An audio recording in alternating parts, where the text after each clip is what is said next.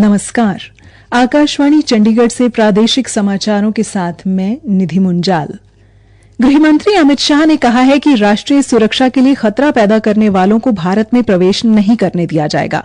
लोकसभा में कल आव्रजन और विदेशी विधेयक 2025 पर चर्चा का उत्तर देते हुए उन्होंने कहा कि भारत में अशांति फैलाने के लिए रोहिंग्या और बांग्लादेशियों के विरुद्ध कड़ी कार्रवाई की जाएगी। श्री शाह ने कहा कि देश में कोई भी अपनी मर्जी से नहीं रह सकता। देश धर्मशाला नहीं, जो चाहे जिस उद्देश्य से चाहे यहाँ आकर रह जाएगा, ऐसा नहीं होगा। कानूनी तरीके से देश के अंदर अपने देश को और हमारे देश को समृद्ध करने कोई आता है तो इसका स्वागत है, मगर सुरक्षा के लिए खतरा है, उसको रोकने का प्रावधान करने का हमारी संसद का अधिकार भी।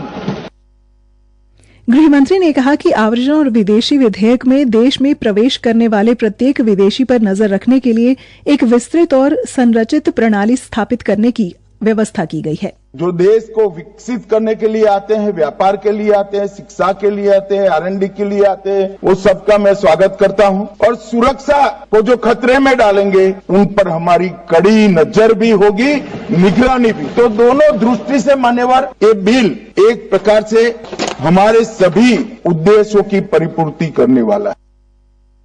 इससे पहले चर्चा के शुरू में कांग्रेस के मनीष तिवारी ने विधेयक का विरोध करते हुए कहा कि ये संविधान के खिलाफ है। बाद में लोकसभा ने विधेयक पारित कर दिया। विधेयक का उद्देश्य आव्रजन कानूनों का आधुनिकीकरण करना है। इसमें पासपोर्ट, यात्रा दस्तावेज, वीजा और पंजीकरण के संबंध में केंद्र सरकार को कुछ शक्तियां प्रदान करने का प्रावधान है।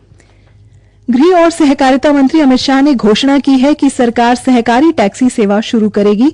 सहकारिता के माध्यम से संचालित ये सेवा उबर और ओला के मॉडल पर काम करेगी। लोकसभा में श्री शाह ने कहा कि ये कदम सरकार के समृद्धि के अनुरूप उठाया गया है।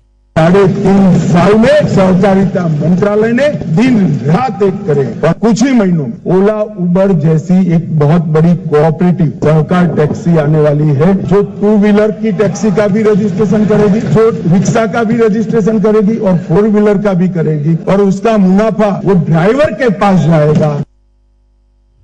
हरियाणा के मुख्यमंत्री नायब सिंह सैनी ने कहा कि प्रदेश सरकार द्वारा बजट 2025-26 में की गई सभी घोषणाओं को 2,05,017 करोड़ रुपए की प्रस्तावित धनराशि से धरातल पर क्रियान्वित किया जाएगा।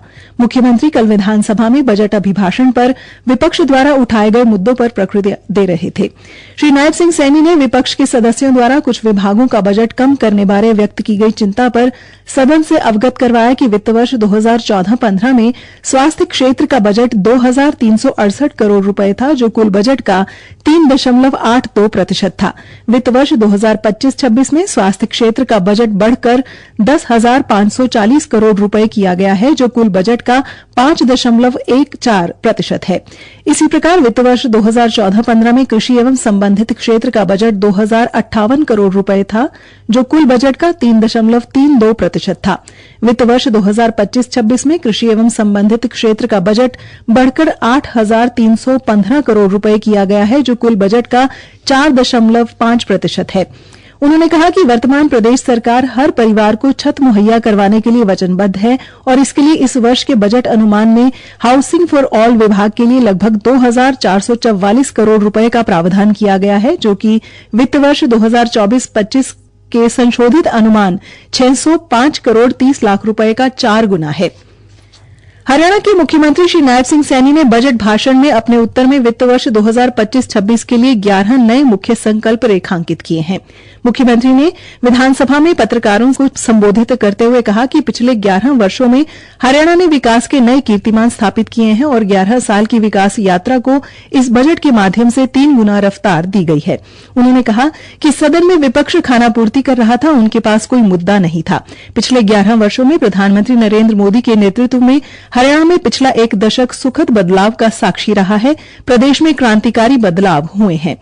मुख्यमंत्री ने कहा कि इस बजट के 11 ऐसे मुख्य बिंदु हैं जो हरियाणा के विकास में मील का पत्थर साबित होंगे, जिसमें डिपार्टमेंट ऑफ फ्यूचर बनाना, 2,000 करोड़ रुपए का स्टार्टअप के लिए फंड ऑफ फंड बनाने की योजना, नशे के विरुद्ध संकल्प प्राधिकरण का गठन, मिशन हरियाणा 2047 के लिए टास्क फोर्स का गठन और नकली बीज व कीटनाशक बेचने वालों के खिलाफ बिल, गांवों में महिला चौपाल बनाने की शुरुआत शामिल है। इसी के साथ ये समाचार बुलेटिन समाप्त हुआ। नमस्कार।